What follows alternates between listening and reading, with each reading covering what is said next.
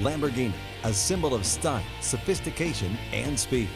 A car so extreme it stands at the top of its class as an emblem of excess, lusted after by those with a need for speed and prestige. Style was everything. It's a long road to the top, and while Lamborghini hit some bumps along the way, today the supercar reigns at the top of its class. They always took chances. The story behind Lamborghini is one of strength and struggle, triumph and tribulations. Our car is about passion. Behind the legend lies the mystique, the man, the machine.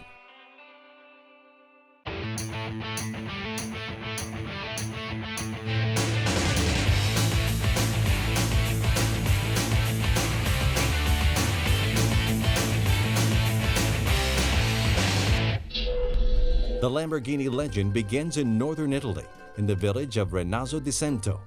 It was here that Ferruccio Lamborghini was born on April 28, 1916. Ferruccio Lamborghini was really salt of the earth, a self-made industrialist. He spent his warriors as a mechanic in the army. Following the war, Italy suffered from a vast shortage of tractors. Ferruccio saw opportunity and followed it, buying old military vehicles and converting them into tractors. The business grew rapidly, as did Lamborghini's fortune. Always a car enthusiast, Ferruccio felt the need for speed. At the time, he was having problems with the clutch of his Ferrari 250 GT.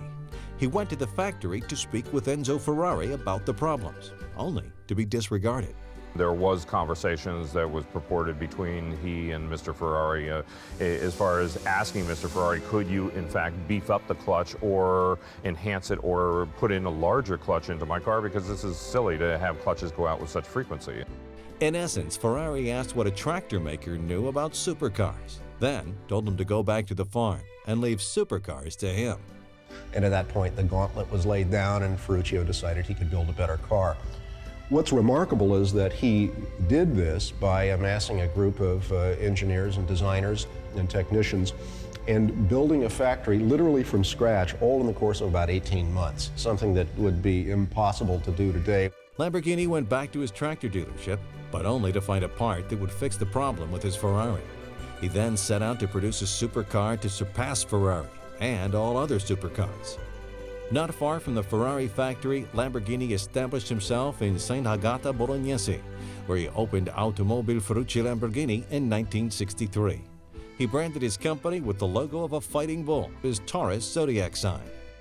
He had enlisted a brilliant engine designer, Giotto Bizzarini, who had been working with Ferrari and then subsequently ATS, found himself out of work, and as a freelance designer, took his great knowledge of V12 technology and created a 3.5-liter masterpiece for Lamborghini. The first prototype debuted at the 1963 Turin Motor Show, drawing both immediate hype and criticism among car enthusiasts. The Franco Scaglione designed 350 GTV showed promise, but lacked the perfection of Ferruccio's exacting standards. Consequently, Lamborghini, thrilled with the mechanical underpinnings of the car, went to a nearby Milanese design firm called Carrozzeria Touring. And Carrozzeria Touring designed the first iteration of cars, the 350 GT, and of course the subsequent 400 GT 2+2. 2 years later, the production model debuted at the 1965 Turin Motor Show. It was this groundbreaking 350 GT that put Lamborghini on the map.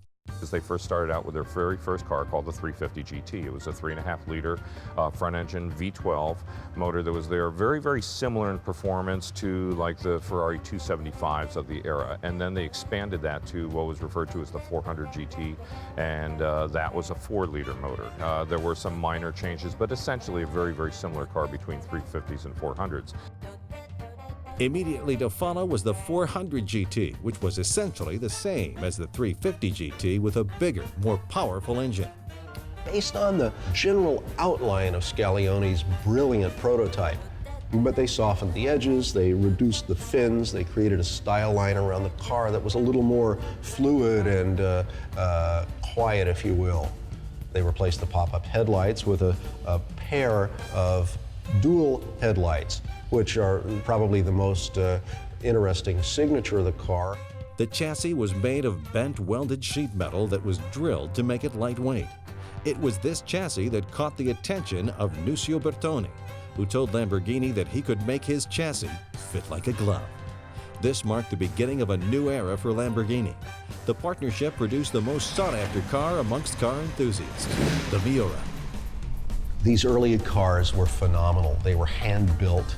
They achieved a level of quality, fit, and finish that was both a blessing and a curse, because no two are exactly alike. I have had all the most beautiful GTs in the world, but in each of them I have found defaults. Now I want to build a car without default. Not a technical masterpiece, but very normal, very conventional, a perfect car.